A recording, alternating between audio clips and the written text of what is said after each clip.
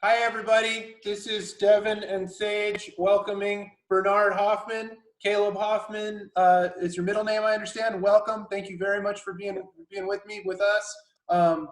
And we've been talking off the camera just before we start. I guess that when I get excited, my voice goes up like 2 octaves. So I'm just going to talk like this for the right now. No.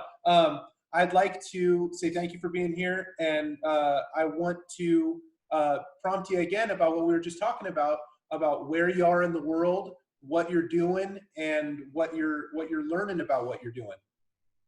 Mm-hmm.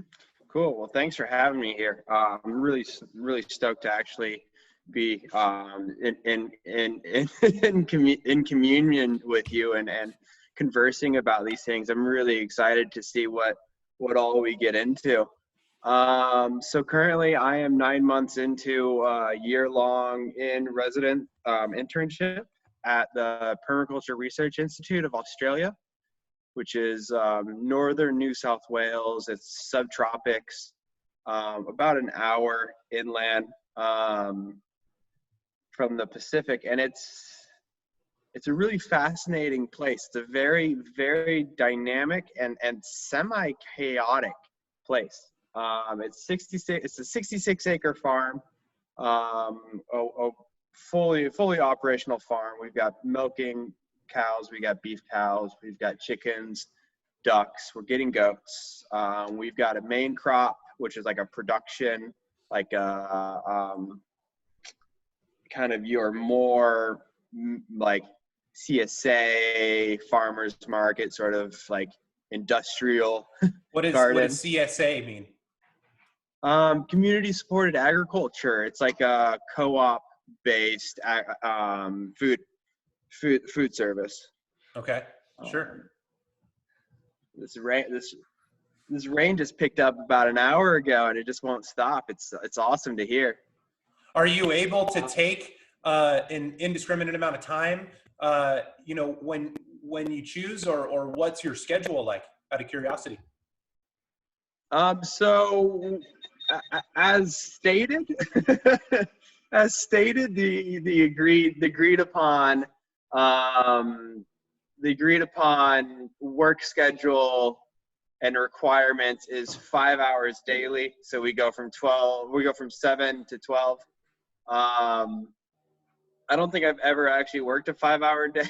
I think I've done it on a handful of times. That is to say, you've worked less than that, or worked more than that every day? Oh, far more. Yeah, far more. Okay, For sure. Yeah, I mean, some days I've worked less than that. Let's be real. Definitely some days I have worked less than that. When I have other assignments on, or I've got a project going where I'm doing consultation work, I definitely have the luxury of taking that step back and kind of running my own enterprise as needed. But it's a farm, it takes all hours of the day. I was out there from 7 to 7 today, just getting projects done. The unrelenting tasks of infrastructure on a farm like this. It's very educational. It's very edge of your seat. As far as me, coming from, say, a suburban background, my grandfather was a farmer, but I grew up, in the gridlock, Where were you born and raised? So actually born in San Diego, but was there for a handful of months. Spent 8 years in Tennessee, and then in 2000, actually, my family moved to South Dakota, and we were in South Dakota. I was in South Dakota from 2001 to 2011. And then I went straight from high school to college for 2 weeks. Could see straight through that pyramid scheme. Had zero desire and just moved to the mountains. So I moved to Tahoe. And I was in Tahoe from 2011 to 2017. And so you've been involved with farming for how long? So I've been studying agriculture for about a little over 5 years now. Like as a extremely passionate hobby at first, and then a downright, endeavor after a couple of years. I really buckled down, made it a full-time commitment to start up my own consultations, do eco, I hate that word. Eco-friendly I hear you. landscaping, or I Right. do So stone buzzword. mason. Yeah. Oh man, yeah, it's the worst. And then I also do masonry work, dry stack masonry work for landscaping, retaining walls. So that's what you're referring to, masonry, and what else when you talk about your consultation business going Oh on? wow. Yeah, way more than that.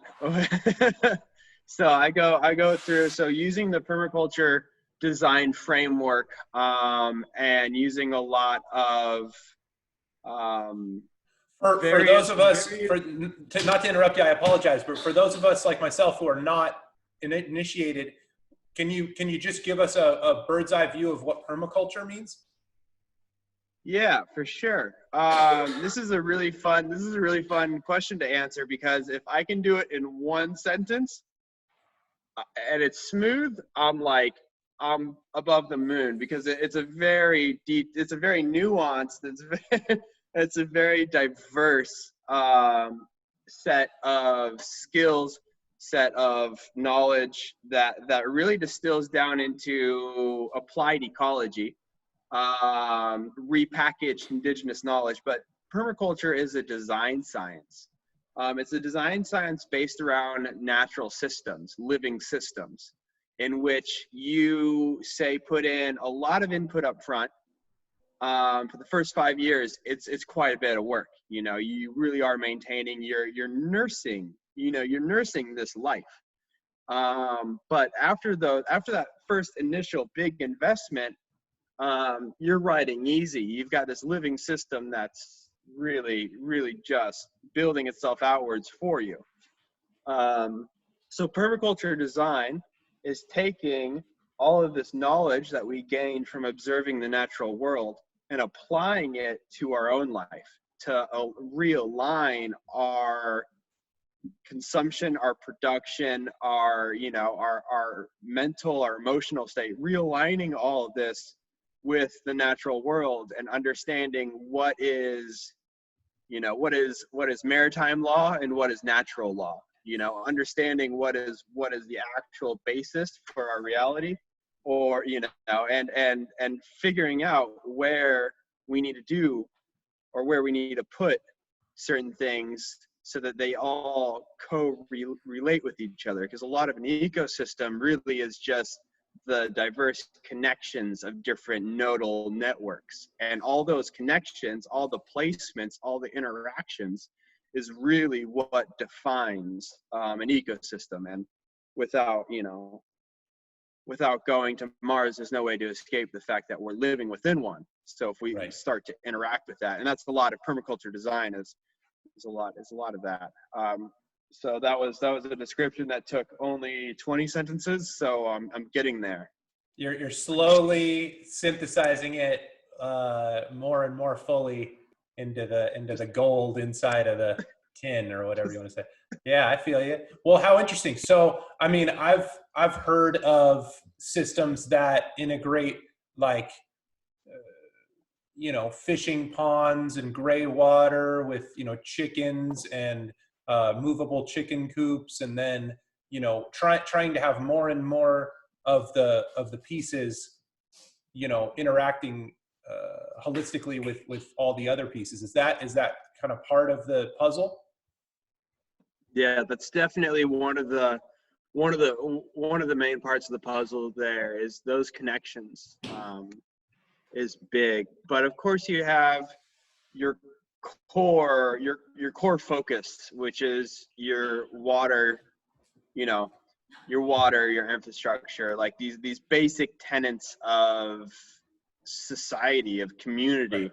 And it's sorting those out in a way that they either have the smallest amount of impact possible, which is like the pinnacle for the quote unquote sustainability movement, which is this like slow freezing of our actions until we're not a leech, which is it's part of that mental disbalance we have, when in reality a lot of what permaculture design does, and a lot of that interaction that we're doing when we're kind of melding these designs and figuring out what works where and how to set this up so it's fully optimized in alignment with nature, is you're actually taking the step towards past sustainability, towards regeneration. And you start talking about, you know, building things that do more good instead of less bad, which is like that shit. As soon as you realize that, like, instead of going more passively until I'm not hurting anything, I can actually be using this God-given energy, like this passion and this enthusiasm, and actually like produce more, you know. Is So what you're that's one of the, I'm sorry, is what you're seeing on the farm that you're participating on something that is, pun intended, taking root elsewhere? Is this a larger movement? Are you seeing these kinds of regenerative practices celebrated in the larger community? Are you plugging into the larger community? Is this something that you can see I'm going to ask you about 15 questions in one real quick. Is this something that you can see making a difference, you know, so to speak, as trite as that is now? Because just to give you a framework for why I want to come at you this way, as you know, a person who still lives in a city, not a super dense city. We're in rural Central Oregon now. We live in Bend, which is nice, but it's very clear to anybody, in my opinion, that looks at the way that we've structured societies, save like some really, how would you say, conscious places. I mean, again, that's kind of a tainted word, like Switzerland. I think Switzerland's got it right in the way that they raise cattle and so forth. But it's off in the way that we concentrate things. We dam up all the rivers. We try to get wealth in the smallest packages possible, right? And in giant metal towers. And we, you know, there's this philosophy that I think is a dead end, that it seems like in your philosophy of permaculture and your practice of these ways of working with the land, that's not passive, and yet it adds to the ability of the land to give us what we need to survive and thrive itself. Is this something that you see catching on? And is this the answer to the way in which I would argue the West is kind of really screwing up with industrial agriculture, industrial you know, food creation and cattle and chicken and stuff with these you know, factory farm kind of operations? yeah. I mean, I'm an eternal optimist to a degree, so I'll try not to fluff it up too much. I definitely can see the traction. I can see certain things moving. I can see certain projects starting where people who hold the privilege of being able to capitalize these certain regenerative projects are starting to get things moving. Whether it's truly, yeah, you know, it's hard not to get railroad tracked on this sort of stuff, because sometimes I just go straight into, I just start pulling instantly out. I just keep, like, my perspective of the issue just keeps like, all right, so I could explain it like this, but really this is the bubble that I should be trying to get to, so let me get to that. But no, wait, there's even another layer to that. So I try not to just go running off in one direction. So I'll rein myself in. Yeah, absolutely is gaining traction.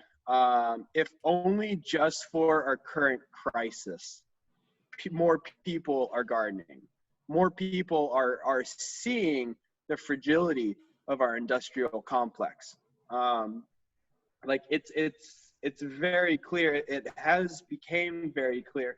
And that's the beautiful thing. I love that the root Latin of apocalypse means the lifting of the veil. That's all the word apocalypse is. That's its root. That is what it means. And that's what, to a degree, we're going through currently. The veil is being lifted. You know, the fragility within our systems is just bringing that skirt up, and everybody's getting the sideshow currently. Like, we're seeing the bits for what they are, and it's quite clear to a degree that not a lot of people are arguing about these things, you know, and potentially a lot of people are a bit more shooken up than they typically would be. So that in of itself is being a huge catalyst currently. I've had so many people, and of close friends of mine, family, come to me in the past few months and just start asking me the questions that I keep telling them they should all start asking me. You know, like, I've been texting people who I love and know dearly and saying, hey, have you started your seedlings yet? You know, I've been a bit more outgoing, which I already am very outgoing with this stuff, but I've shifted into overdrive. And that's like the beautiful thing about being a natural system myself, is it was like we find homeostasis in our own time. Like, we push back whenever we feel pushed upon.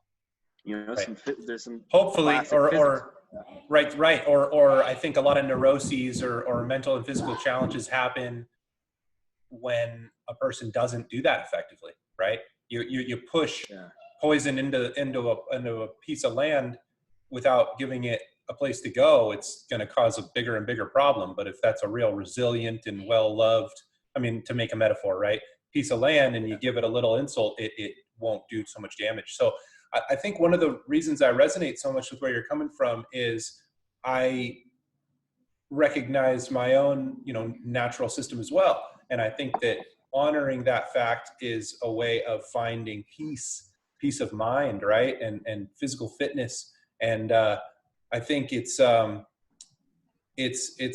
powerful thing to have dedicated yourself to a set of practices and a body of knowledge that is really needed nowadays. You know, I think, to speak to what you were talking about, how we're lifting the veil right now, it's really human labor on which the whole of the economy is built.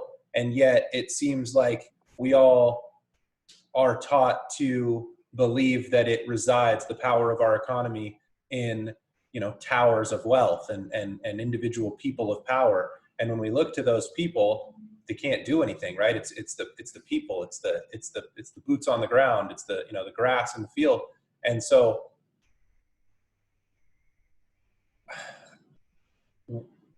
is it going to take you know, a giant catastrophe precipitated by something like this COVID? Is it going to take, are we at rock bottom enough to take seriously the tenets of permaculture and sustainable and regenerative farming now, or do we need to go deeper into chaos and distress to break out of the suburban Walmart lifestyle?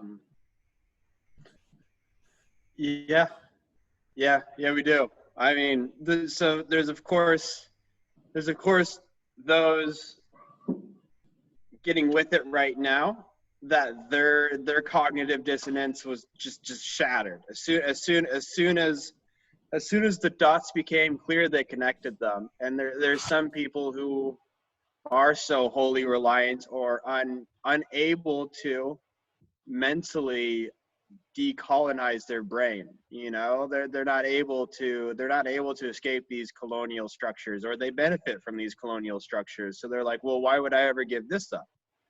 This feeds me, or this, you know, this clothes me, or this gives me my Lamborghini, or, you know, there's these really strong, deep connections. What have you gotten from what you've given your time and energy to over the last few years that has quelled the material urges, that has supplanted the colonization of your mind, as you put it? a lot of, I mean, a lot of it is just the genuine satisfaction of ecological knowledge, like genuinely knowing what it means to be a human, like what was done for, you know, tens of thousands of years that made us the keystone species of this planet, and understanding that to truly be at peace, we must be of land. Like that for me is really helped. And of course my own journey into a bit of the Eastern wisdom, and a lot of my own focus on intuition, a lot of which was spurred on by skiing.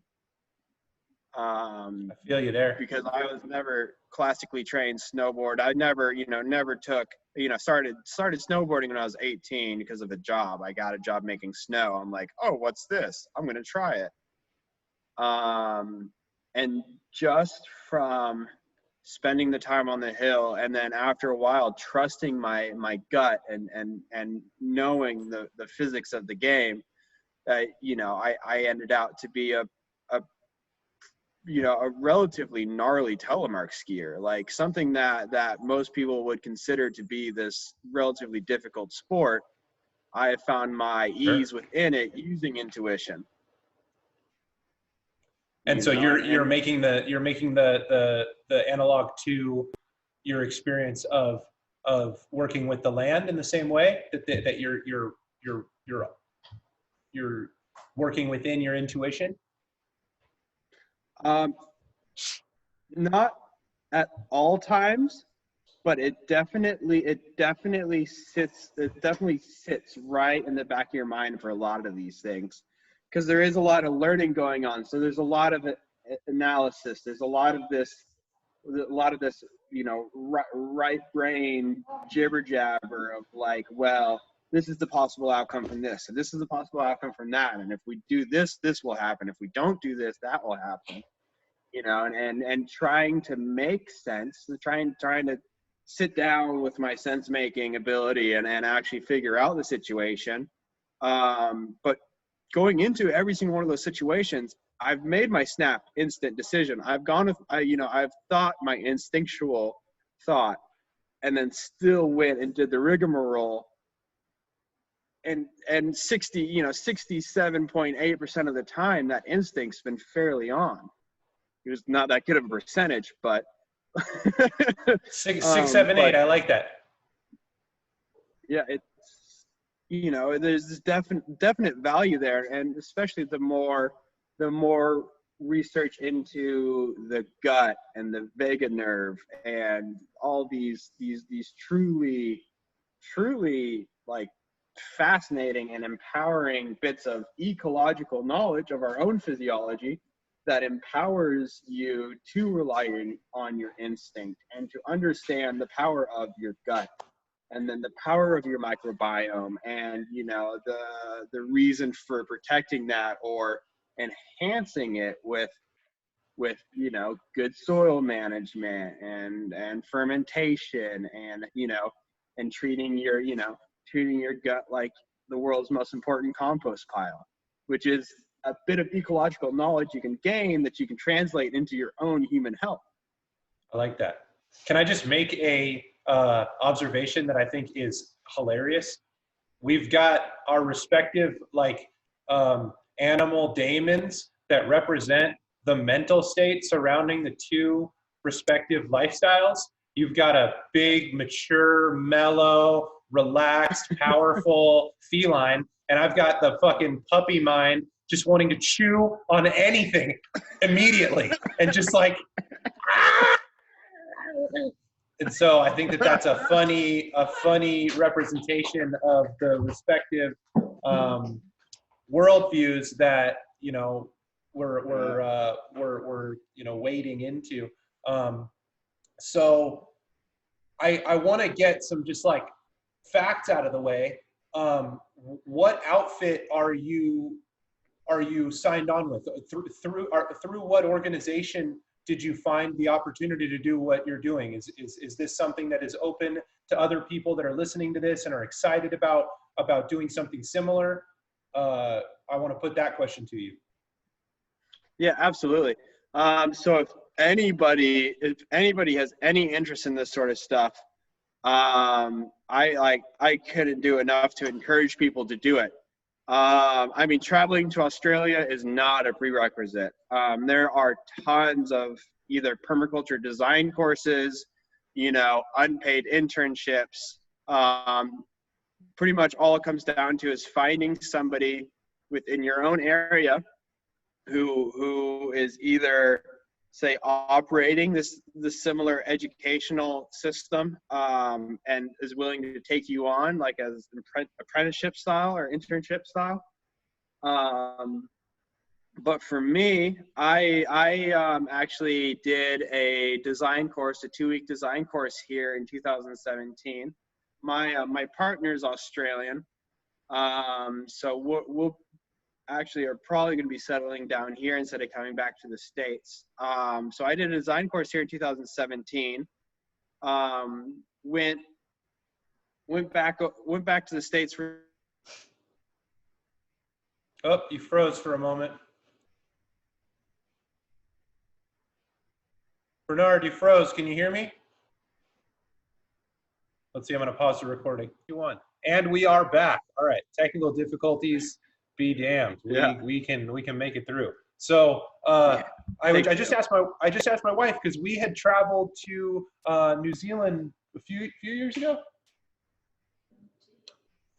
2017. She's got a way better memory than I do.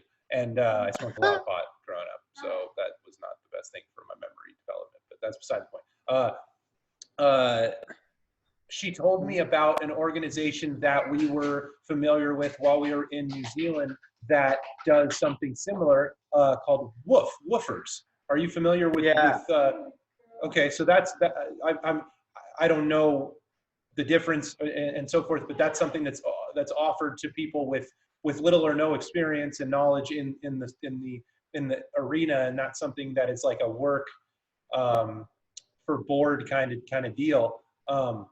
Is this something that you are looking to go full into moving forward? Are you gonna buy the farm? Are you gonna set something up for yourself? Is this something that you are seeing transient, or something that you want to make a life's work? So I see this absolutely as my life's work. I'm definitely hoping to not take on this property, but take on my own property. I personally am a very cold climate human. So we're currently looking in the Australian Alps. But I have a really huge desire to do something very similar with a research institute, a cold climate Australian Research Institute. There's also talks, I'm in talks with a few other Australians who are really interested in doing an ecosystem restoration camp, which is a similar format, but specifically focused on broadacre ecosystem restoration and teaching the techniques for that. You know, of course, a lot of that is very much overlaid with permaculture and agroforestry and you know, all these very similar things. But instead of you know,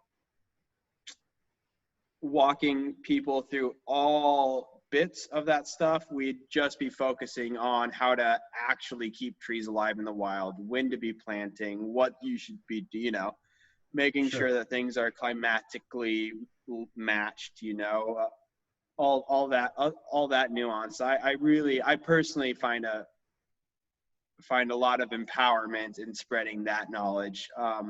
My own personal focus being in watershed restoration.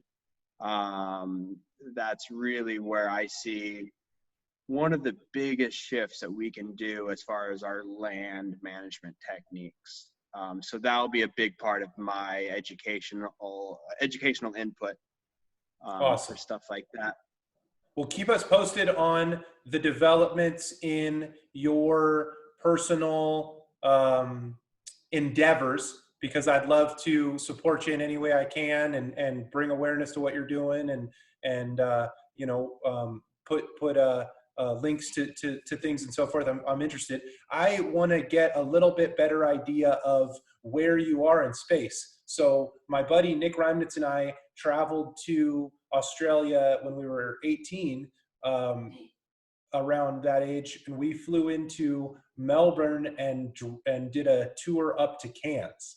So we did the kind of the whole Gold Coast. Dude, it was awesome. One of the best trips ever. Yeah. And we took a bus to Nimbin, and I've been a surfer for many years, and so I got to surf the Gold Coast at Noosa Heads and all these different just unbelievably wonderful places to surf. So where are you? Said you were up north in New South. So I know Queensland is one of the territories on the Gold Coast, and New South Wales is also, but I don't know where everything is in relation to each other. So can you tell us where you are now, and then where the Alps are, and where you're thinking about doing your work? Yeah, absolutely. So we're about 25 minutes. We're a ridge away from Nimbin. So we're about 25 minutes away from Nimbin. Okay. An hour inland from Byron. Okay. So northern New South Wales, from the top of, oh no, not our property, but you can see the border ranges, which is the border of Queensland and New South Wales, from a vantage point a few ridges away, a ridge and a half away. So that's about where we are as far as Australia is concerned, which is like northern mid coast. Northern mid east coast. That's a stupid amount of words. No, I get it. But the Gold Coast, they call it. Yeah, near the Gold Coast for sure. So then, me and my yes, partner, sir. yeah, me and Kate, we are currently looking at properties near Jindabyne, or near the Snowy Mountains. So that's like, it's actually quite funny because it's very juxtaposed as far as New South Wales goes. A pretty big state. So where I'm at here in the Shannon Shire, is about an hour away from the northern border, and where we're looking at properties is about 15 or 20 minutes away from the southern border. And it's cool temperate. Of New South Wales? Yeah, of New South Wales. So huge. It goes from subtropical all the way down to cool temperate, alpine. Wow. But I mean, as you know, Australia is huge. Yes. You would have known that from driving the East Coast. Australia is, and the vast majority into the 90 percentile, I would imagine, is unpopulated, right? I mean, the center of the country is gigantic, and the West Coast has a reputation of being wild and untamed. And as far as the surfing community is concerned, it's like a pilgrimage that everybody takes to go and see some big surf, you know, and it's very, very sparsely populated. Yeah, I really enjoyed the trip that I took to Australia. We went to New Zealand twice, but I've only been to Australia once. Yeah. The listening to you talk about the names of the towns, it sounds like Tolkien was influenced for his stories by the Aboriginal, because I can only imagine some of these names were kind of Aboriginal words passed down, right? Yeah. You know? Yes, some of them definitely are. Yeah. So I want to kind of get to, because where I post, bless you, these conversations I've called at the edge of knowledge, and I think one of the virtues of framing this pursuit, if you will, in that way, is it gives me license to push ourselves to where we're not sure where we are. And the way that I want to do that now, if you allow me, is to kind of ask you a question that leads you to kind of what you're currently forming as far as your mental map of the territory that you're in. And so what I'd ask you is, what is it that you are gaining from this work that you're doing that is transforming you? Hmm. That's a really great question.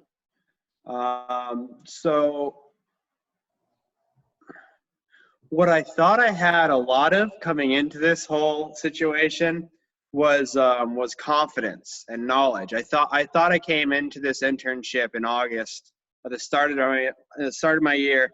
I thought I came in, and I did for the most part with a really solid base. But the translation from information to workable, usable knowledge um, is a really fascinating and really trying transition. And I would say to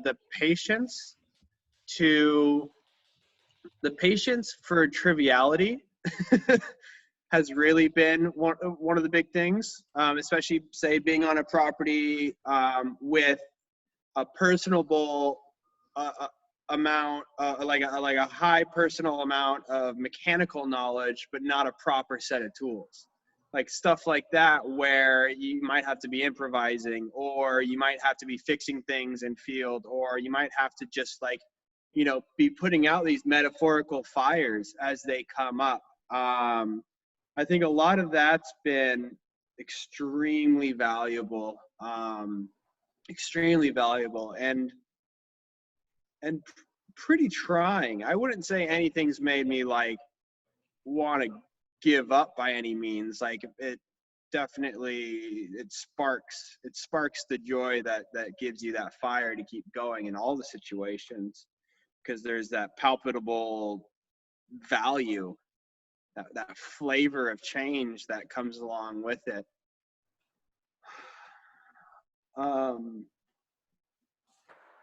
But as far as pushing me, I would say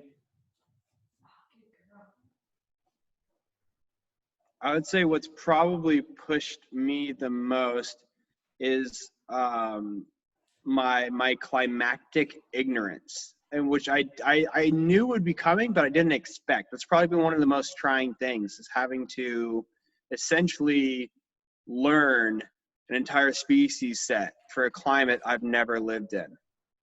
Trying to figure out what the actual ecological interactions are, and what the ecotones are of these sort of forests, these say subtropical rainforests. When I've came from extremely cold temperate, like continental cold temperate in South Dakota, and maritime cool to cold temperate in Northern California. So that's been really trying. I feel like I could probably answer that question a bit better, though. That felt a bit waffly. What do you mind rephrasing the question again? In what ways has what you're doing day to day transformed you?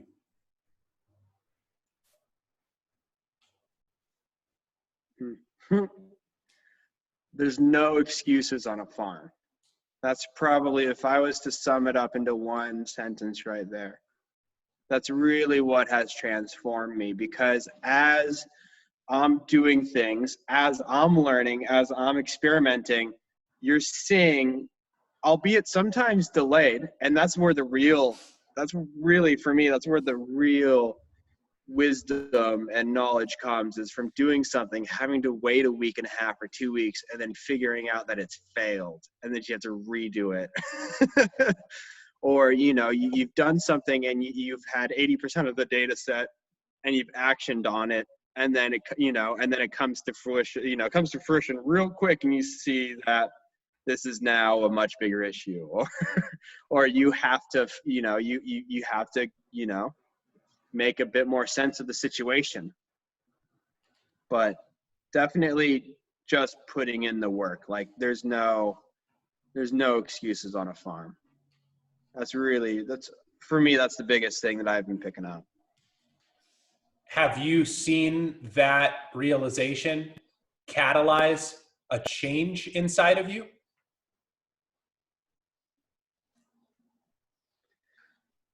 Yeah, not necessarily a shift, but definitely a further ignition. Like I find it, and it's, you know, of course this is like, this is where I love to get into this stuff, and some people find it awkward, and I know that you won't find this weird at all, but like being really flush and entirely frank and honest about indiscretions of you know, of, say, for me personally, it's my desire to smoke 2 bowls and lay on a hammock for about 4.5 hours, you know, like that is, you know, what doesn't sound nice about that, you know what I mean? and Sure. and when you're gotta hate I'm gonna hate the fact that I say this, but when you're plugged into the matrix, it's extremely easy because you don't have to spend that time, you know, procuring the soil to grow the food, to prepare the food, to cook the food. To, you know, you're so disconnected from the actual time it takes to be a human that you can do that. You can just disconnect because you could just go through that drive-through and sustain yourself for that much longer. So that was a rug that I wanted to pull out from underneath myself because I knew that that was one of my thresholds I had to cross. I knew that was one of the limitations that I just had to get out of the way. Because I knew as soon as I got myself onto land post this, post this internship, Bless that you. I needed to be boots moving. I needed to be, you know, getting on top of it, getting ahead of it, you know, and becoming productive. I dig that, man.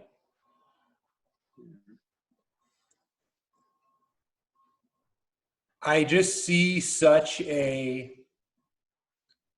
disconnect in the Western world, as I think everybody does that looks at it. There's a great word called koyaanisqatsi. There's a good movie by the same name. It's like a documentary composed of really brilliant cinematography, a lot of time lapses of like Grand Central Station filling up and spilling out with people, and it kind of, and koyaanisqatsi means life out of balance in whatever language, and it sounds like your pursuits are finding balance. And I think it's a thing that demands an investment of time. There's some kind of understanding of the true nature of time. And I find balance in skiing, right, in surfing, in relationships. You know, the recognition of the present moment as opposed to seeing the present moment as a place to escape from, like you're talking about, you know, laying on the hammock and kind of letting it all pass us by. And I think that that's something that we need to celebrate more fully. So I mean, my hat's off to you with what you're doing. I think it's brilliant to to connect with something so so real. And that brings up a topic that I was talking with John yesterday about. um, I think the thing that is a real big motivator for me in my life, something that's shaped my trajectory, has been the recognition of the things, the pursuits, the activities that are the most real by my definition. And those are the things like skiing, surfing, and relationships, where my perception of the thing doesn't change the thing. You feel me? Doesn't matter how I Yeah. feel about a double overhead swell. It is what it is, and it's my ability to interact with it effectively that's going to dictate my level of success.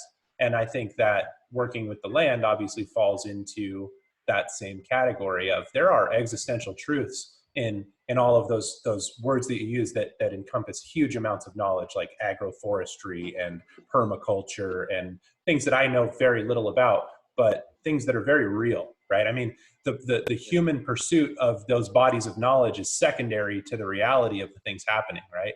So I guess I want to put that framework to you of, does that resonate with you? The idea of the recognition of what is extant, which means existent and true and real underneath both sub and superordinate to our perceptions, right? Like, do you find that to be the case? And does that resonate with you? Is that something that you enjoy? The kind of lack of bullshit? Like, it seems like you're alluding to that with there's no excuses and, that kind of thing. Yeah, absolutely. Oh God, using the word grounded feels so passé. But No, I yeah, get it. absolutely. Absolutely. And that's probably very easily, very easily the biggest lesson that I gained from pushing myself. This cat is just going wild. It's gonna start knocking things off of this countertop. Dude, soon. you wanna trade? She's biting my toes and the leg of the table. She's finally just stopped long enough to not be biting something actively at the moment. Let me tell you a quick story. This is a trip. I'm laying on the couch because my wife and I have been trading. It's like having a baby. We've been trading turns, sleeping on the couch out by where the dog has her little area, so she doesn't just have a lot of anxiety through the night. I'm sleeping out here. I have a dream. A cat, not unlike the cat that's on your table there. A big, healthy, feral looking, beautiful coat, right? Healthy, strong cat is in my dreams. And this cat is showing me that she will, I assume it was a female, but it's like the old like cartoon representation of cats, right? All cats are female, all dogs are male, right? Isn't that so this cat is telling me she'll protect our dog, Sage. And like showing me that like they're walking together, and there's birds of prey and so forth. And she's like, got her, and I'm having this dream. Okay. I wake up and I hear meowing and I go to the front door of our apartment. I open the door and what is standing right there in the front of the door, waiting to kind of be shown the puppy, but a large, 20-pound, maybe 20+ pound cat, healthy, feral, no collar, how cats are, super present, right?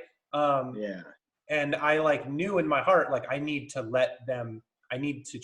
present my dog to this animal. I need to like honor her, I need to say, here's our baby, like, thank you for your protection. And that just tripped me out. Like, I think that what I'm getting at in saying this is, sorry, I just muted you with all the cat. That's okay. That's the okay. Cat just muted you. Okay, she feels it. I'm just saying, in so many words, what I believe to be true, right? To risk the word belief, right? What I find to be true in my experience, that there are things that exist outside of my perception, and those things are intoxicating to me because they break down my ego and my love of my own intellect and my ideas of myself and so forth, that can be confidence building, but also delusional. And one of those things, as I've said, is my relationship with outdoor, sports. I think that we've made the point fairly that one of those things is working with the land. I think that one of those things is having relationships with people, right? We can lie to ourselves all we want, or we can try to manipulate people all we want. At the end of the day, relationships are relationships, and what exists between people is something true and real. Another thing of that is and I don't like this term because I just think it's weird, but animal husbandry, and being able to have a relationship with animals, because cats are just on another plane, right? They're on another wavelength. And I find that to be extremely calming for me to be around cats. Mark Twain said, "Any friend of cats is a friend of mine." I didn't get what that meant until I spent a little bit of time with cats. Cats shoot you straight. A dog will back your play if you feed it. A cat doesn't give a fuck. A cat's gonna get right. And yeah, man, like I wonder if you have had a similar revelatory experience, because I have. many times iterated. I'll tell you another quick story, if you don't mind. No, it's I've had 2 or more, but I'll just tell you 2 quick anecdotes, experiences in the ocean that have absolutely framed my worldview.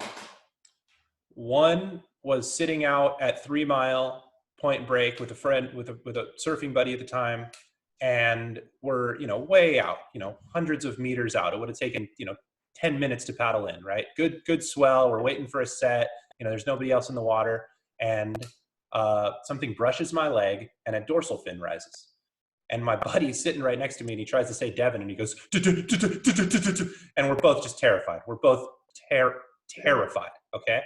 And it was 2 large, what I believe to be bottlenose dolphins. I mean, I know they were dolphins, but I don't know exactly what species. And the way that dolphins in the wild move is something that I can communicate with my arm, but to articulate it effectively is a challenge. They move in a way where there's zero wasted energy. Okay, you're talking about the definition of grace, and so 3 times total. Another time I was on the dog beach in Santa Cruz, and a baby humpback whale was within 50 feet of the coast. And this is a cove, so it had already come in, and everybody on the beach stopped and just looked. Yeah. In awe, okay? In awe. Yeah. And then a third time that I've had the same experience was scuba diving off of the back wall of Molokini Crater, which is off of Maui. And Molokini Crater is this beautiful crescent moon dive destination, and a lot of people go into the crater to do snorkeling and diving, but you can do a drift dive on the back wall of the crater, and so they drop you, and you drift in the current, and then they pick you up, they motor around, and you just kind of, you save your energy. We were floating towards a giant manta ray, and I mean, this thing, I'm not exaggerating, was 15 foot wing tip to wing tip. Giant animal. And it was filter feeding, so it was moving its wings in perfect, you feel me, like perfect communion with the water, such that it wasn't moving in the water column, and it wasn't allowing all the particulate and little animals to flow into its mouth. Okay, so this is my point. I've had many times in my life, and almost to a fault, because I'm kind of an anxious, nervous personality type. I certainly have had many bouts of mania in my life, which is an awesome feeling, right? But it's something that you got to control. I tell myself to be. I fucking love it. Okay, so that's a sympathetic nervous system overactivity, right? The serotonin, the epinephrine, the norepinephrine, the dopamine are all super high, right? All of those neurotransmitters are pinging, okay? And that's that fight or flight. And I've had that many times, whether it's this or that or the other thing that triggers that. Those the things that I've just mentioned, okay, from outdoor sports to working with the land to cats to the experiences that I've mentioned in an anecdote, give me the opposite feeling. They activate my parasympathetic nervous system, the rest and digest, the chill, and I forget what there's other ways of speaking to the parasympathetic, right? The calm. That feeling to me is so meaningful in the way that like mania shows the highest of heights of like, I can write a fucking book in 2 minutes, just give me a pen, the feeling of awe, that activation of the other side of the innate neurology that we all have, that I've had the experience of very, very, very poignantly, has given a great deal of meaning to my life. And I am curious if you have had any kind of similar experiences. Yeah, let's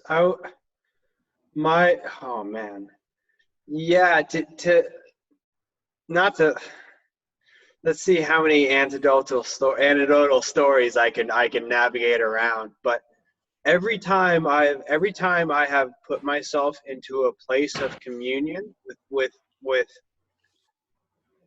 with anything not familiar to me. Like, I've been in places of communion with other humans, and that's a very special thing. And that can be on either side of that scale, of course. You know, you can have, I've got friends that make me manic. I've got friends that calm me right down. You know, you know, I've got the indicas, I've got the sativas.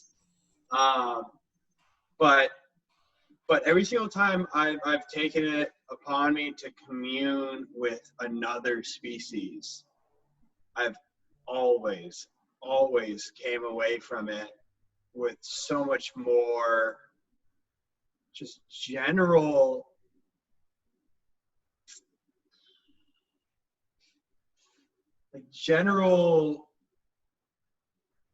like an understanding of like the direct felt presence of another being who operates on an entirely different frequency than us is truly one of the most powerful introspective tools we have.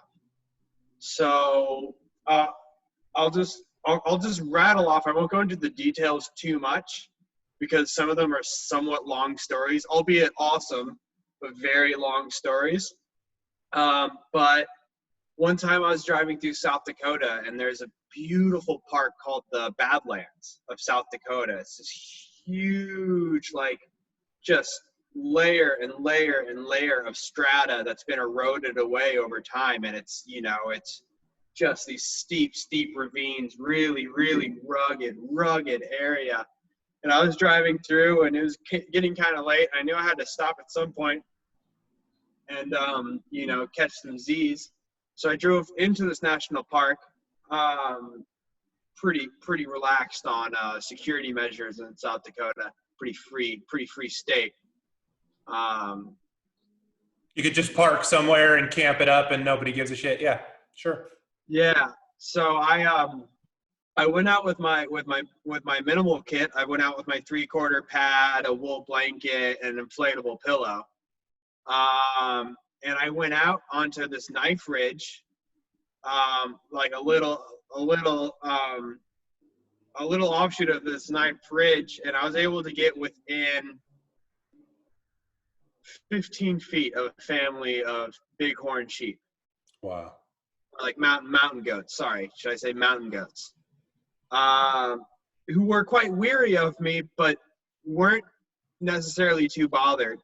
And I just hung out for an hour and a half and just observed and wrote down in my journal and just kind of chewed the fat of the space and took in the scenery and kind of like got a bit mountain goaty, you know, like thought of their lives and tried to, you know, like looked at the surroundings and seeing what they were eating and seeing what, you know, how they acted within their natural ecosystem.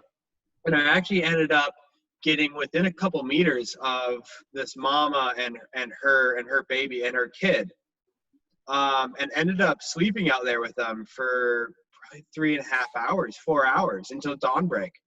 And I was a couple meters away from them and just waking up next to them, and they were right there. And, you know, as soon as they saw that I was up, they got up, you know, and the kids started feeding, and they were sus of me, but they felt a deeper understanding that I clearly was not there to harm them, and I was just there as an observer, which is something I've noticed going into the wilderness. Like, deer know whether you've got a rifle and bow on you or whether you've got a camera on you. Like animals have that innate sense, and you get much closer to animals when you are traveling through the wilderness with that intention. A couple of really good examples of that is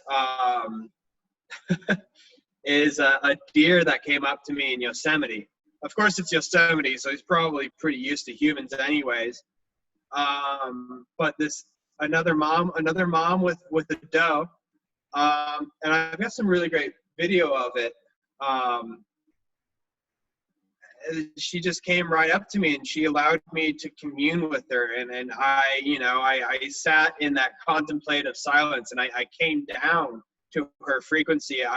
And I don't say that as in like I was feeling something. I say that in like the cognitive understanding and trying to really get a feel for how their brains might work, using what knowledge I have gained to action that sort of felt presence, to try to understand, to like that empathetic response to the situation that's amplified even more by being in that situation, by filling that niche of space and time as those animals, which has led me to see, especially in Australia, has led me to see some wild and truly endangered species, from my own personal drive to get out there and be with those animals, and putting in the time as well. And it's funny because some of them are actually nearly a manic interaction. Like a koala walked past my tent a few months ago, and I heard it breaking branches on the forest floor. I'm like, that's not a bandicoot. That's not a possum. Like, that's a bigger mammal. That's clearly a larger mammal walking. And it was so close to my head. It was so loud that I actually, mind you, I was under the influence of some Pandolia cyanescens mushrooms that I had found earlier in the day. And I was under such a confusion from the noise and from my own tracking knowledge of what makes what noises, that I thought it might have been a human at first. So I went, hello? Mind you, dumb thing to do, because definitely wasn't a human. They would have, like, literally right next to my ear, they would have said something coming up. So I come out, and there's this koala just like walking past my platform. And, like, I couldn't help but go manic. I couldn't help but get excited. I started taking the video and I started talking to him. I'm like, hey dude, sorry to interrupt, man, but like, you gotta really follow me, but like, but then other times where I've gone up this, so we've got a creek at the bottom of our property, Trainia Creek, that goes up into Nightcap National Park. It's a UNESCO World Heritage Site that's been protected. Wow. From any further logging, any further it's called damage. Trinity Creek? Terrania Creek. Terrania Creek. Yeah. I drove up into the national park a little bit and was walking the upper estuaries of Terrania. And I came across a handful of platypus on the walk. Each time I'd come into a new hole after a bit of a rapid, I'd come up, and you have to be really, really quiet and really unobtrusive. At least that's what everybody's told me for searching out platypus. But each time I'd come up to a hole, and I would come up while the platypus was above the water, not down in the detritus searching for worms or whatever they're eating. And each time they acknowledged me, slapped their tail, went under, went to the other side of the pool, but then came back up and would stay over there for 3, 4, 5, 10 minutes. And then start navigating through the pool and hunting for their food and just relaxing. And that connection was one that really, really brought me down, mostly because I was trying to calm myself within the situation to try to keep in communion and try not to push them away. I don't want to displace. I want to try to connect. That's awesome. Yeah. One of the things, go ahead, I'm sorry. Weird way of just completely taking the question, somewhat kind of answering it, and then just going on this tangent. I'm not writing a book report, man. There's no required content. I'm excited to hear your experience. I was going to say, one of the things that frustrates me that I see when evaluating disparate bodies of knowledge, which is one of the reasons why I'm excited to frame my pursuit with learning from folks like yourself as the edge of knowledge, is that we can talk about vibration and communion and communicating with animals and be very serious, and we are being serious.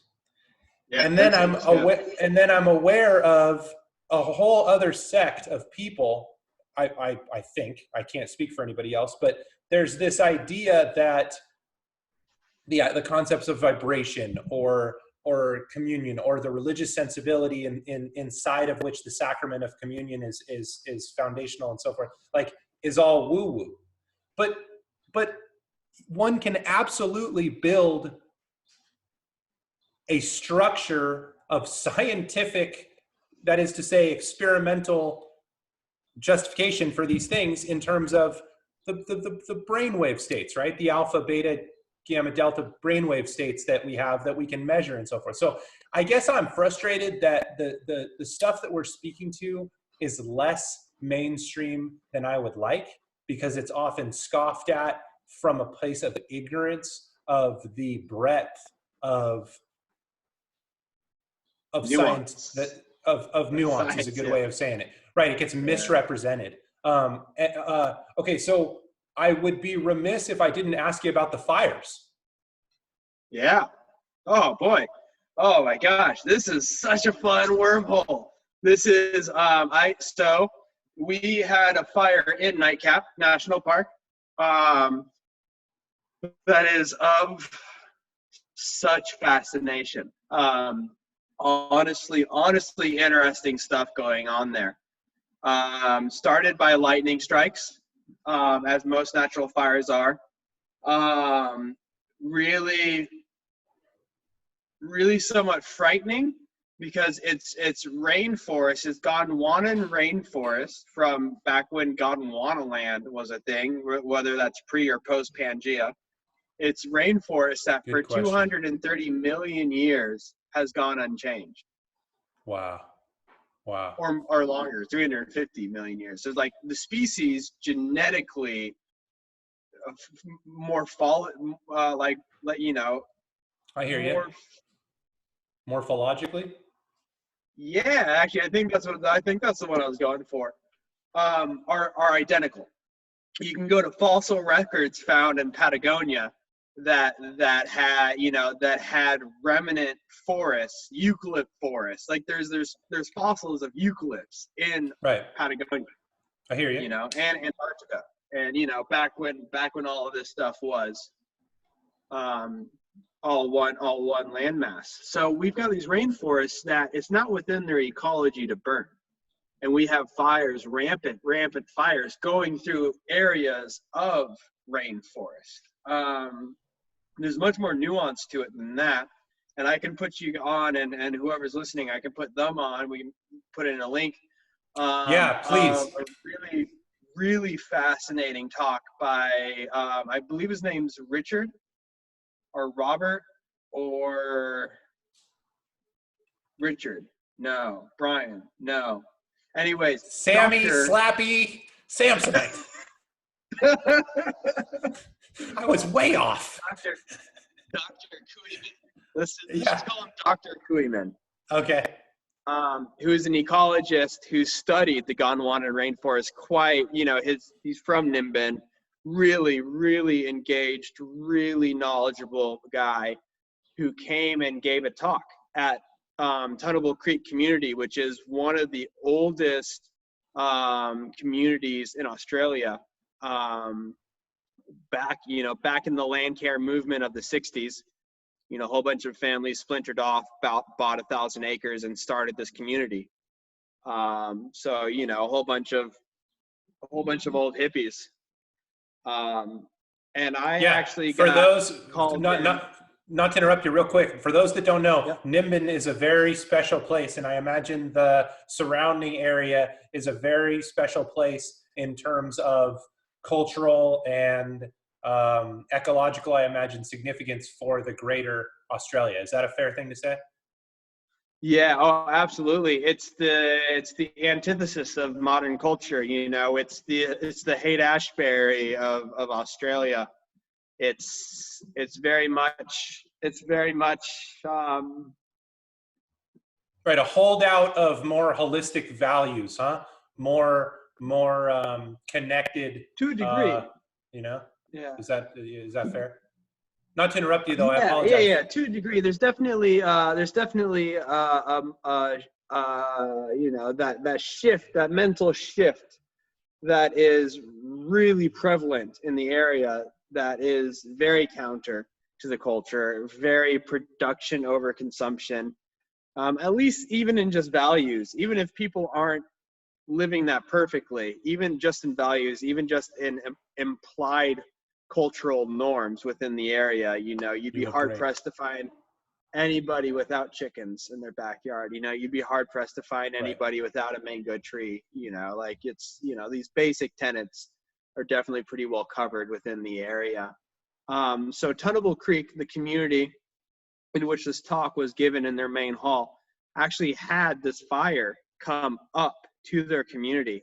I got called in one of the nights to help hold the fire line. While I don't have professional wildland fire experience, I have the authority of my 10 friends who do, and my time spent in the mitigation of the mitigation of fire hazards, say at Homewood Resort in my work there, or the time spent with all my friends who have that knowledge as well, and have been willing to share with me, and have been willing to kind of chew through that fat. So with that knowledge, I had volunteered, was asked to, and volunteered to help them hold the fire line for a couple That's awesome. nights. Um, so that was my connection there, and that's how I'd heard about this talk.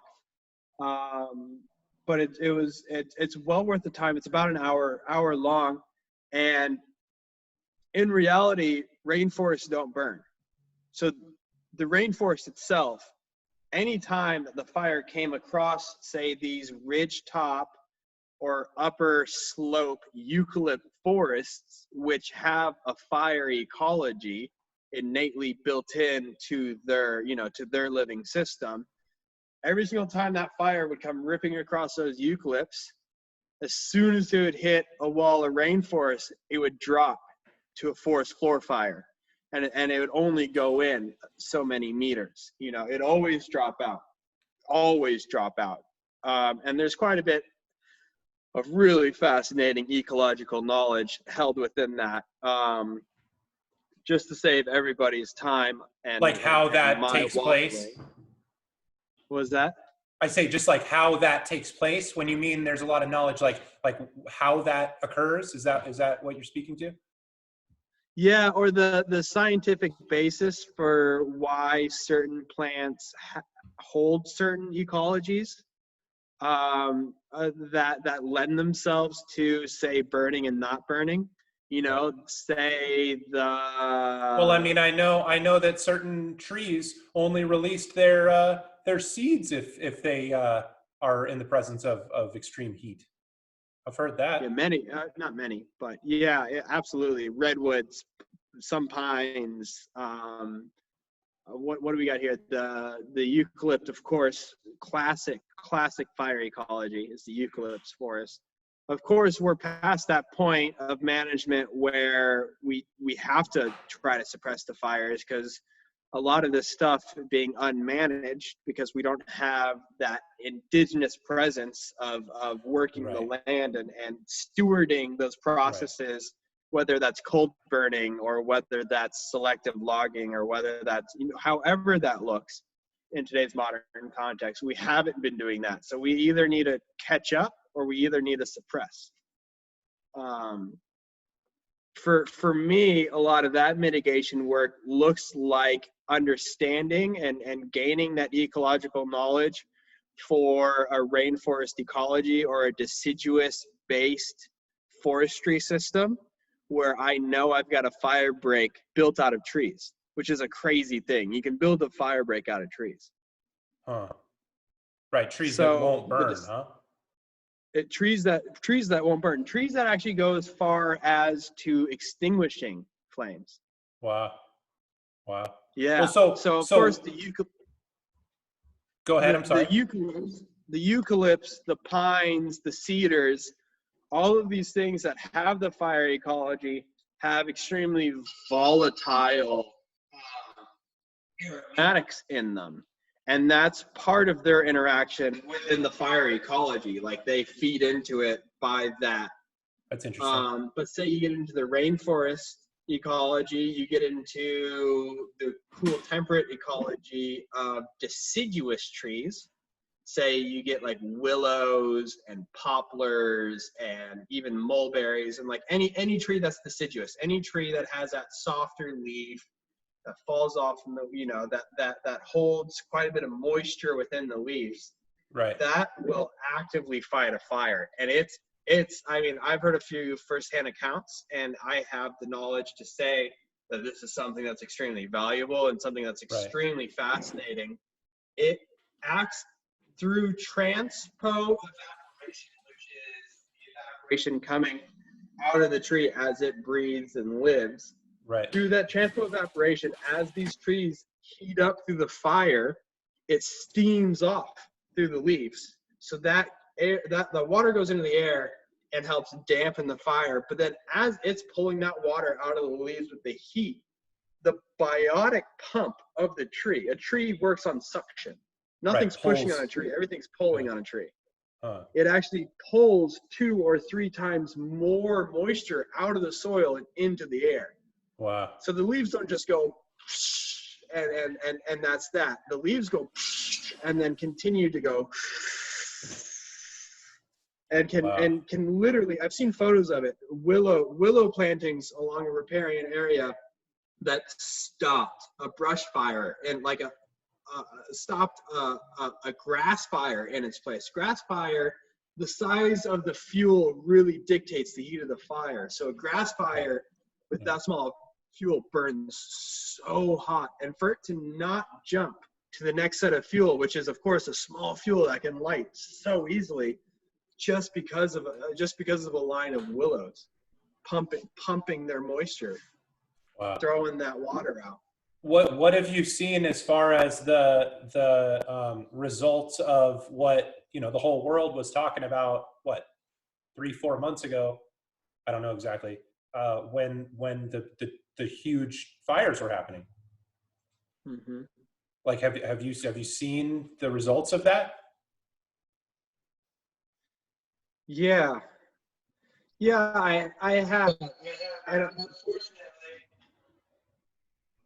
unfortunately, I can't speak to how much effect it's having on people as far as understanding the seriousness of our situation, the ecological crises that precipitates a fire in relatively pristine rainforest, or within the area of that, at least, a place that typically gets like 1,500 millimeters of rain a year.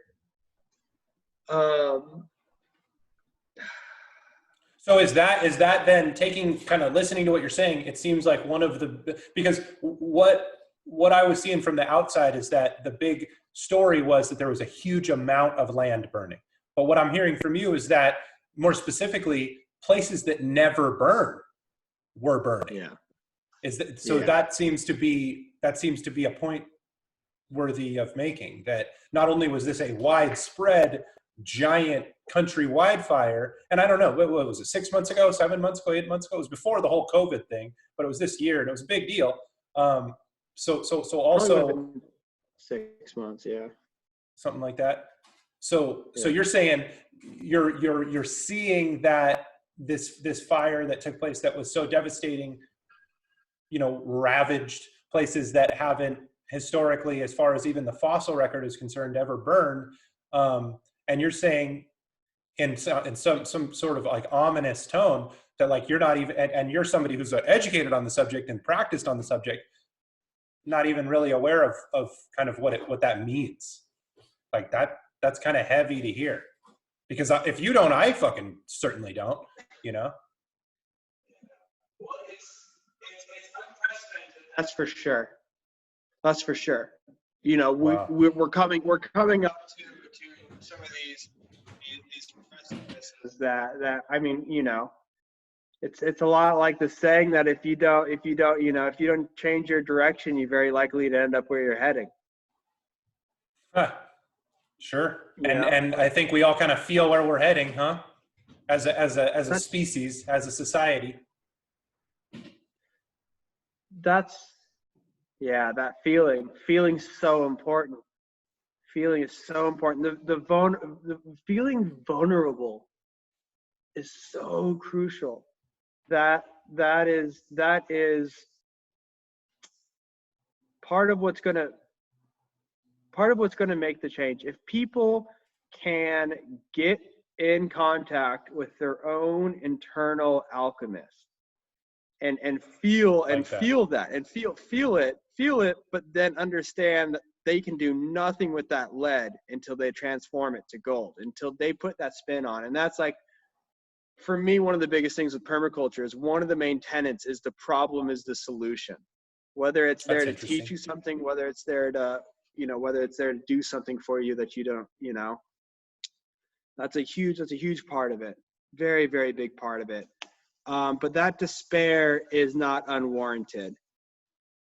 But it's not as bad as, you know, it's tough because all of this is spun by any sort of media. The attention economy really does dictate how bad or how good these things are.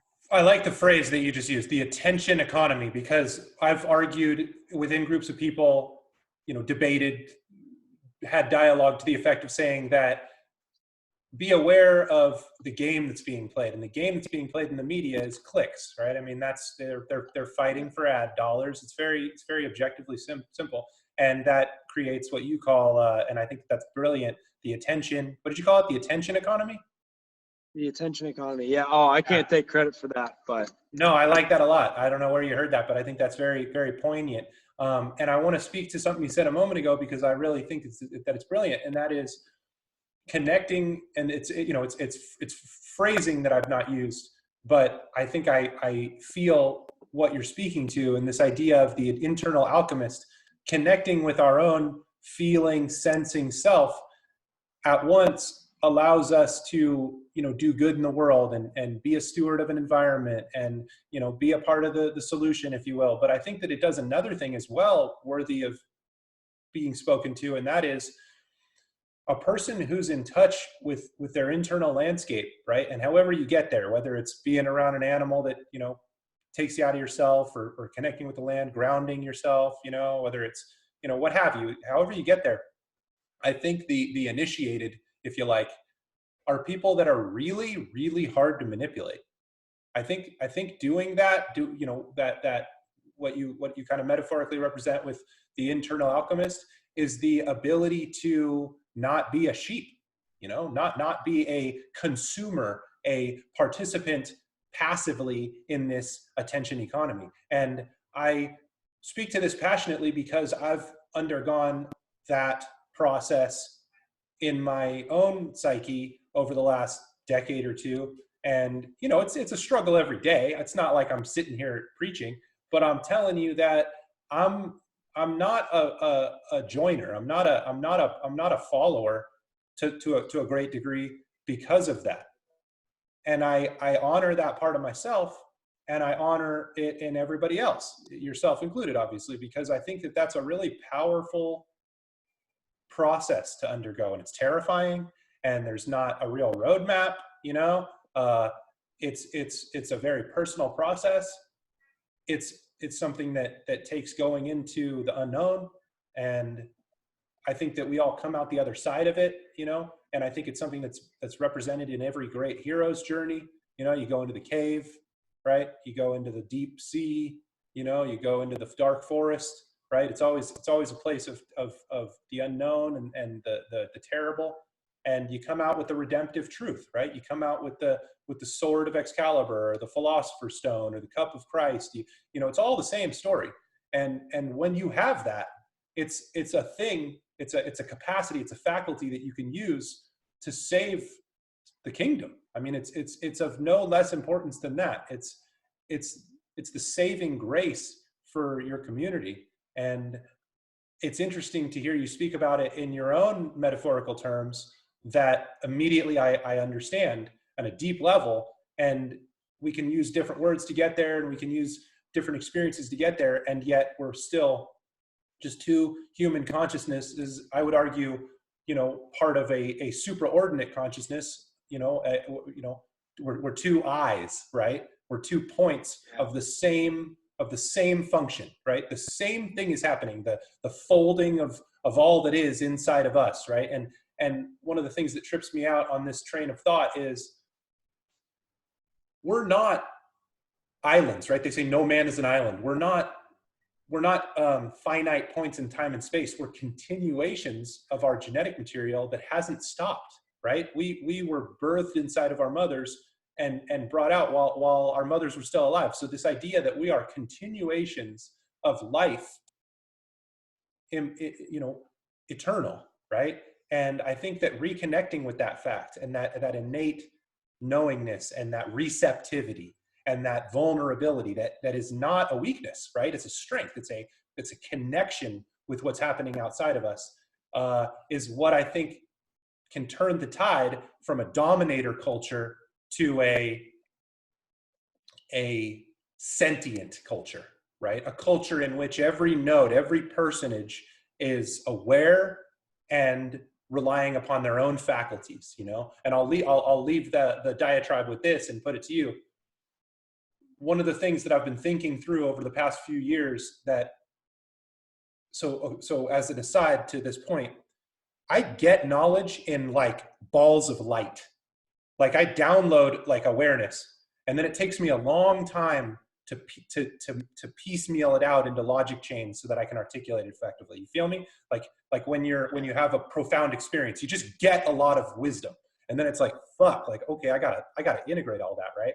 Well, one of those things that came to me a while ago is the intrigue and respect and beauty and love that I have out of recognition of profundity for people that are spontaneous and creative and thoughtful and animated by their own, source energy, their own connection with what is real. And by abstraction and equally so, I am terrified. I am body protective from people that are system thinkers, people that are representations of bodies of knowledge that they have been sterilely handed from past exploratory behavior that may not be invalid, but is something that is sterile and sanitized and is not representative of their own exploratory behavior. And we could put it back to the matrix, agents of the matrix, if you will, people that will uphold a system at the risk of their own well-being and the well-being of everybody around them. And so that's something that I want to put to you in fairness of like, what do you think? Yeah, so I think like a lot of my opinions on this stuff is a lot of my viewpoints, should I say, definitely been pretty heavily influenced by Charles Eisenstein. Have you listened to any of his talks, read any of his books? I have not, but what I want you to do is when we get off this call, please do provide me with some links and I'll put them in the show notes, because I am very interested in learning. So Charles Eisenstein. And then you had mentioned so Dr. Kumian or something like this. Kuiman, Kooyman, I think. Got it. But I'd have to find that talk. It shouldn't be too far into the rabbit hole, but I should be able to find it. Yeah, I've actually got to send it to the local fire brigade chief here. I ran into him the other day and I was telling him about it. He sounded really fascinated. But I just haven't sent it to him yet. Huh. But so go on. I apologize. Somebody just texted me. I'm just telling him I'll call him later. You're saying that this Charles Eisenstein has framed your thinking around this idea in some such way. Yeah, absolutely. uh, on a slightly like I'll pull it back one step and just speak about the systems thinking and speak about that rigidity that you're talking about. And I think there's something really important there to discern for systems thinking where it's just that switch, it's that flip switch, whether it's whole systems thinking or whether it's just systems thinking, whether you're Sure. trying to sit there and you're trying to, dissect something further, or whether you're trying to pull back and look at something as a part of a greater whole. I think that's extremely critical, because I think whole systems thinking and that Right. analytical science of figuring out the Right. parts to a whole and the cogs that run all of that is like super critical. And that's, for me, that's a large part of my design, because you have to get all those cogs together in a way that functions in a way that's regenerative. So that's what led me on to Charles Eisenstein, because he speaks to that quite deeply. He's mental, man. Like, I honestly couldn't describe him in a way that like wouldn't make it sound like I just have a man crush on him. Like, his mind is a beautiful place. Like, there's genuine beauty within his mind. He's able to envision the world in a way that makes sense for everybody, and then is able to articulate that in a way. Oh, bro, you're frozen again. I'm gonna pause it. Let's see if you come back. All right, Hey, welcome back. All right, hey, we'll get freeze there. twice, reanimate 3 times. Yeah. So you're talking man. about Charles Eisenstein, and you gave him an incredible recommendation in calling his mind a beautiful place, in talking that he can see the world in such a way where everybody has a place, and articulate that, and then like effectively, or in a way that is digestible, or I don't know what you were going to say. Yeah, he's able to synthesize this like palpable reality, which is genuinely well grounded in ecological knowledge. He's very knowledgeable when it comes to permaculture. He's really knowledgeable when it comes to these things, and a lot of what he speaks to is on the distance. It's in the horizon.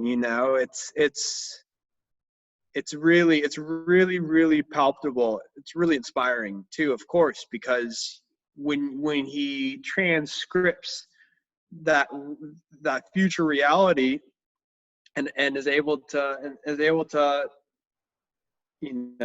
kind of feed it into you, put it into your mind a little bit, you can really chew on that cud for a long time. Like, you can really get to that fat and get some good nutrient out of it, and really work on it.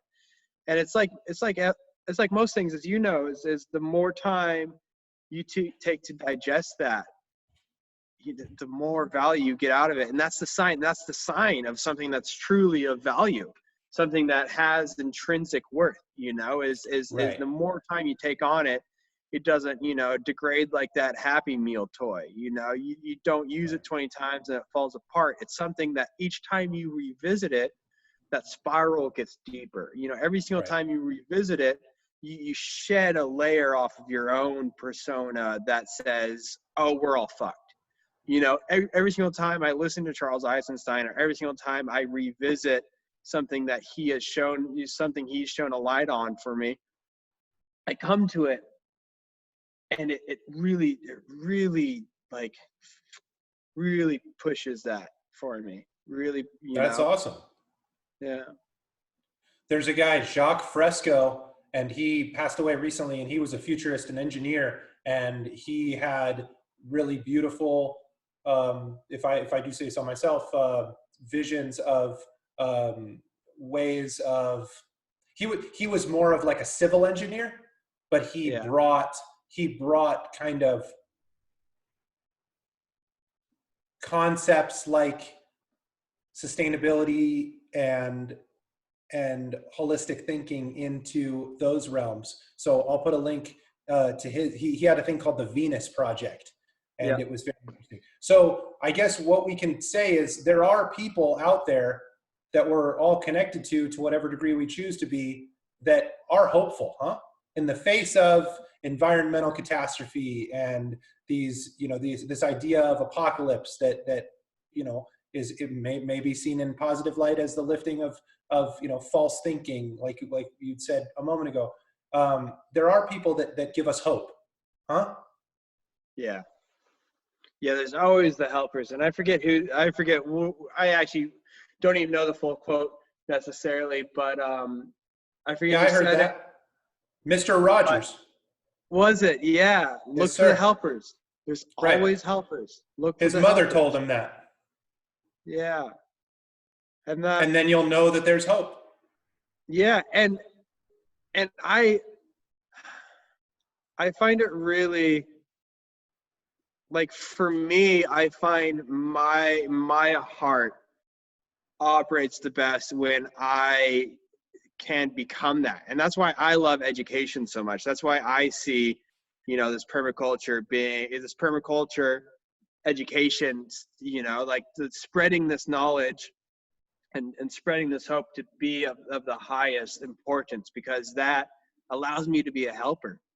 And Right. we don't necessarily always get to help. Like I have been selfish for most of my adult life. You know what I mean? I have been, so self-absorbed, not necessarily always consciously, of course. But to be able to make that shift, and it helps facilitate the shift within our own mind. It helps facilitate that transition from, instead of just consuming other people's time, instead of consuming other people's resources, instead of consuming, I am gifted with the ability to reinvest, to give back in, and that shift from consumption to production is a big part of it, huge part of it. Well, that's wonderful. Who else has been a helper to you? Charles Eisenstein being one. The gentleman that is teaching you, I think you mentioned his name is Jeff. Yeah. Jeff has been a huge teacher. His videos were what really started to get me into permaculture. So there's a huge connection there for sure. And the time I've been able to spend with him on the farm here, working directly with him and being able to ask him dumb questions and pointing to a plant and being like, what's the Latin for that one again? Like, I know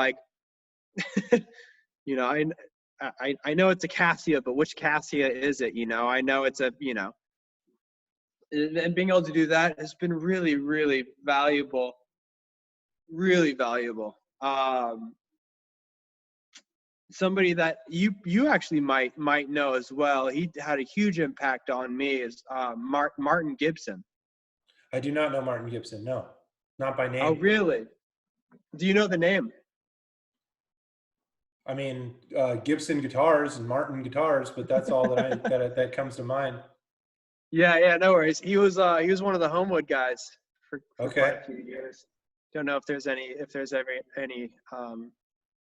I might have known him if I saw him. Dude, I was so locked into my subculture at the time I spent at Homewood, fighting for a seat at the table, and it was a real growing period of my life to, get to be a competent member of the team of which I was a part, and, met my wife and broke my leg the first year. So I had the blinders on for a large part, and I smoked a lot of weed.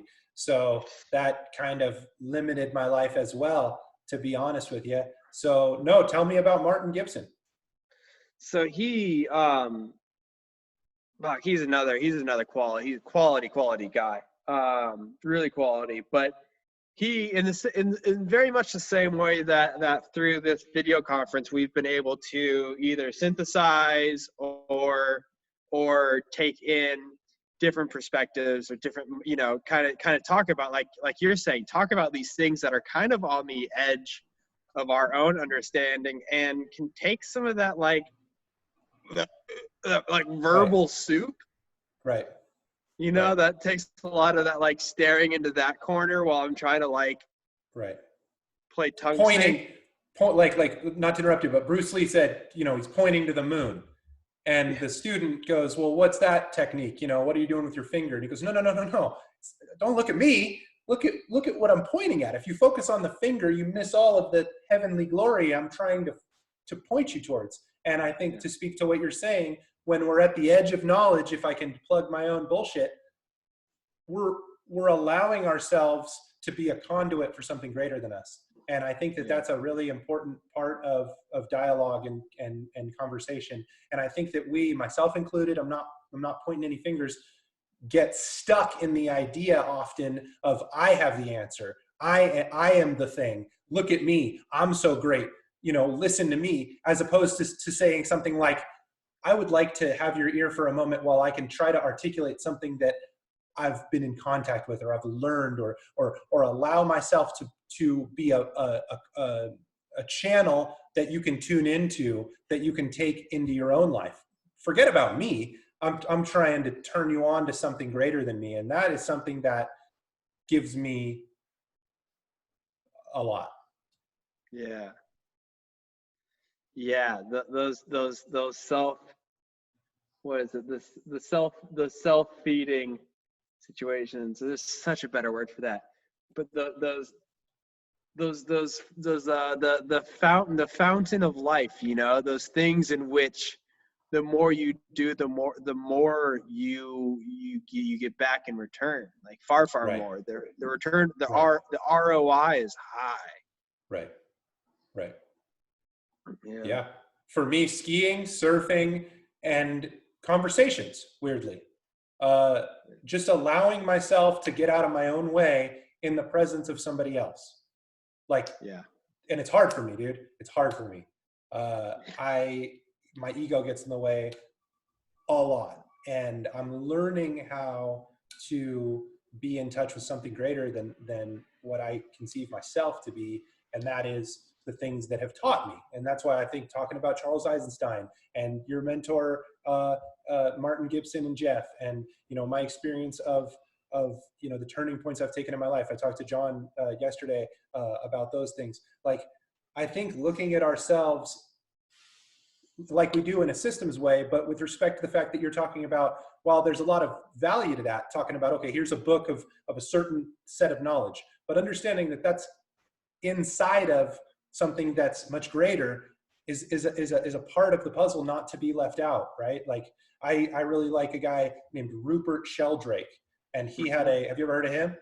I have.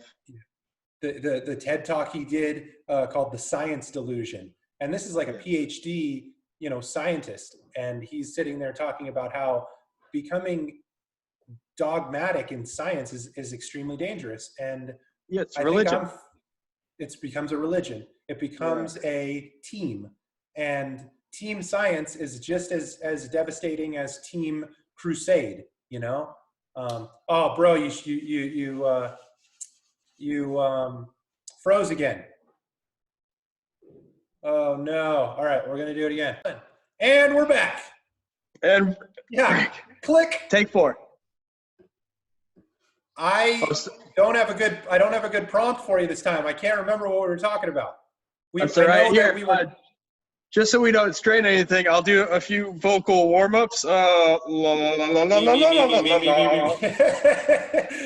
re mi fa sol la ti do. We were talking about. I'm sorry. Go ahead. Oh, I was just gonna say that I think it'd be good value if we, like, say, scheduled something weekly, bi-weekly. I'd love that. It'd be my pleasure. And just bounce around a little bit. Maybe potentially even get my good buddy Jordan Deffenbaugh on the line in South Dakota. That'd be great. Let's do it. He'd really be vibing and jiving with a lot of what we're talking about. Right on. I recognize the value of unfiltered dialogue. And I think that I certainly need more of it, and by extension, I hope to offer that to everybody else. I think that something that I've learned is, you know, and I've debated this point. Uh, do you cook for yourself or for the restaurant? Do you make something that you believe in, or do you try to sell to the market? And while some people may think, pander, go with the trends, be what people want right now, I wholly disagree. I say, and because the people that have said similarly are people that I respect, Elon Musk for one. Whatever you think about him, beside the point, I believe it to be true. Do something that you like, and at least you got one fan, right? And that's where I'm at. I like this. Yeah. I like this because I can just be me. If you say something that fires me up, I'm gonna go. And Yeah. it makes me feel good. And I don't give a flying motherfuck if nobody ever listens to this, because I'm gonna put it out there and maybe they do. And my motivation is something that is very personal, and I think that comes through. I think that people will listen to it in the same way that people have made Joe Rogan's podcast the most watched media in the world. And he's a fucking dummy, He's a thumb with two thumbs, as he says. Yeah, right. Yeah, by his own admission. But there's something powerful in that, right? There's something powerful in that. He's present, and he's humble, and he's not selling shit aside from his fucking sponsors. Like, he's a real guy, And while I don't agree with him on a lot of shit, he like rides hard for Trump. I respect the man, and I intend to be a person that I respect. And this is a part of that. I'm not changing what I'm gonna say for anybody. And I can look at myself in the mirror because of that. And bro, I want more because I'm on to something, and I enjoy it, and nobody can take it away from me. Thank God that we have this infrastructure that, our forefathers have built. My grandfather was a lineman for Pacific Bell, like made, shit money, but we're standing on the shoulders of giants, as they say. And in any industry, in any body of knowledge, you learn there's been many, many people who have come and gone before us who have laid the foundation. And I think that being myself unapologetically is a part of honoring that. So I really appreciate your time. I appreciate your candor. I'm thankful for you being willing to share with myself and the listeners what you've learned.